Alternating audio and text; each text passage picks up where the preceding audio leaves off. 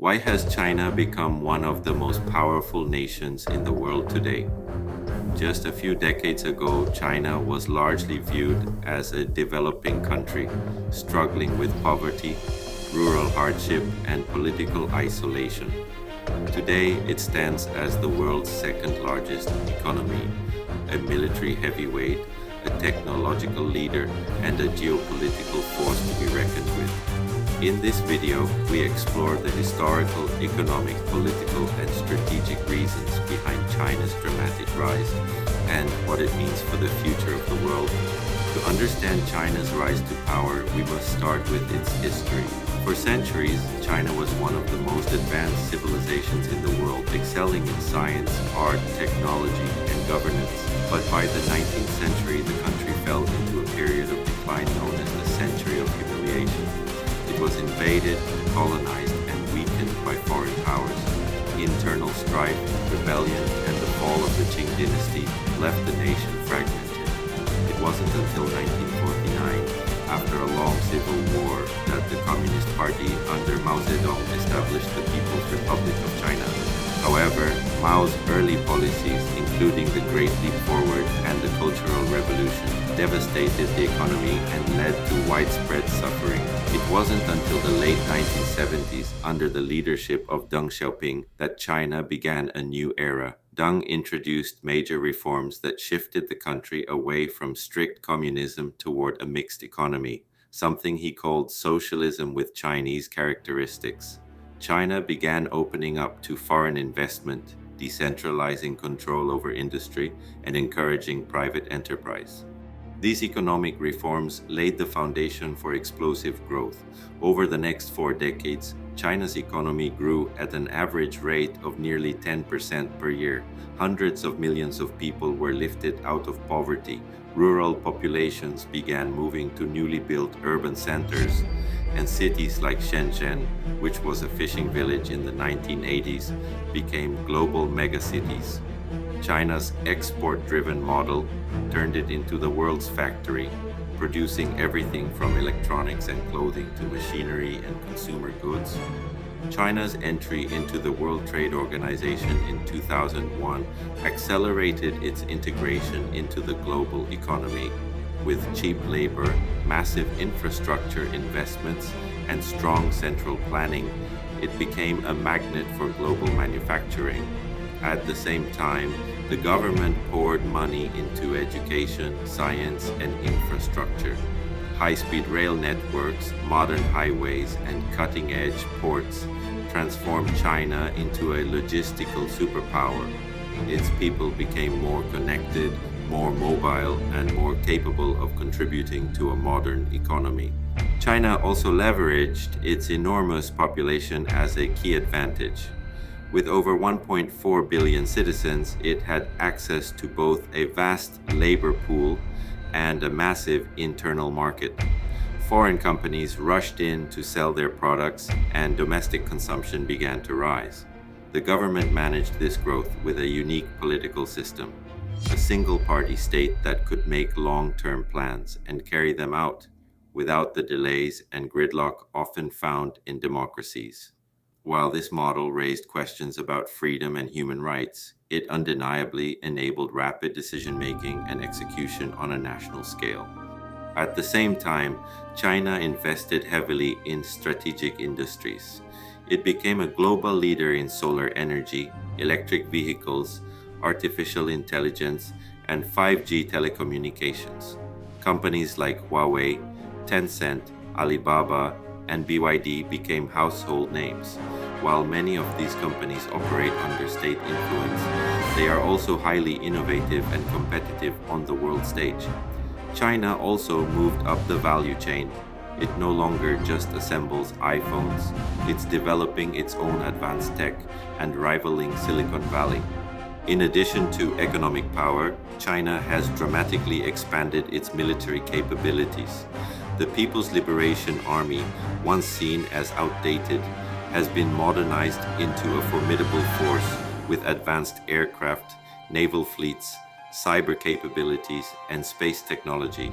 China now has the largest navy in the world by number of ships and is rapidly building new aircraft carriers and submarines. It has also expanded its presence in the South China Sea, building artificial islands and military bases to assert territorial claims and project power in the region. Geopolitically, China has taken an increasingly active role in global affairs. It launched the Belt and Road Initiative, a massive infrastructure project that spans Asia, Africa, and Europe. Through railways, ports, highways, and energy pipelines, China is building a modern-day Silk Road to enhance trade and expand its influence. It has also created new international institutions like the Asian Infrastructure Investment Bank as alternatives to the Western-led World Bank and IMF. In doing so, China is challenging the existing global order and offering an alternative model of development, one that emphasizes infrastructure, state-led investment, and non-interference in domestic affairs. China's diplomacy has also evolved. Once a cautious player on the world stage, it now takes bold stances in global forums, supports developing countries with loans and aid, and forms strategic alliances to counter US influence. Its relationship with Russia, while complex, has grown closer, especially as both countries seek to push back against what they see as Western dominance. In Africa, Latin America, and Southeast Asia, China has positioned itself as a partner for economic development, though critics argue it often creates dependency or leverages debt for political gain. Internally, the Chinese government maintains tight control over its population through surveillance, censorship, and a strict political system. While this approach is criticized in the West for its repression, it also creates stability and predictability in governance, which foreign investors often appreciate. The Communist Party ensures loyalty through a combination of nationalism, economic success, and social control. Programs like the social credit system and digital surveillance help the state maintain authority, especially in urban areas. The Chinese people, meanwhile, have seen dramatic improvements in quality of life.